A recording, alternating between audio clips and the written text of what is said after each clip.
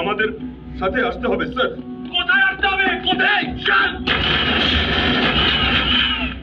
আজ 15ই আগস্ট 1975 সালের এই দিনে ধানমন্ডি 32 নম্বরের বাসভবনে বঙ্গবন্ধু শেখ মুজিবুর রহমানকে সপরিবারে হত্যা করা হয়।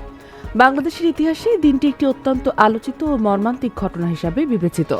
সেদিন বঙ্গবন্ধুর সঙ্গে তার সহধর্মিণী বেগম ফজলাতুন্নেসা মুজিব, 3 ছেলে শেখ কামাল, শেখ জামাল ও শেখ রাসেল এবং 2 পুত্রবধূ সুলতানা কামাল ও রোজি জামাল নিহত হন। একই ঘটনায় বঙ্গবন্ধুর একমাত্র ভাই শেখ আবু নাসের, তার সামরিক সচিব কর্নেল জামাল উদ্দিন আহমেদ, এসবি কর্মকর্তা সিদ্দিকুর রহমান ও সেনা সদস্য সৈয়দ মাহবুবুল হকও নিহত হন। এছাড়া রাজধানীর আরও কয়েকটি স্থানে হামলা চালানো হয়। বঙ্গবন্ধুর ভাগ্নে শেখ ফজলুল হক মনির বাসায় হামলায় তিনি ও তার অন্তঃসত্ত্বা স্ত্রী আরজুমনি নিহত হন। বঙ্গবন্ধুর ভগ্নিপতি আব্দুর রব শেরনিয়াবাতের বাসায়ও হামলা হয়।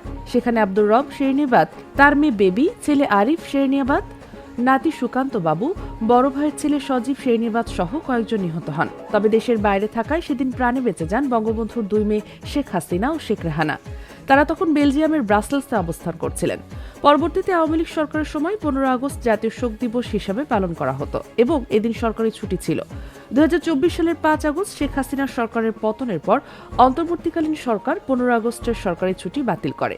1975 সালের 15 আগস্টের হত্যাকাণ্ড বাংলাদেশের রাজনৈতিক ইতিহাসে একটি গুরুত্বপূর্ণ অধ্যায় হিসাবে আজও আলোচিত হয়ে আসছে। ডেস্ক নিউজ, অগ্রযাত্রা প্রতিদিন।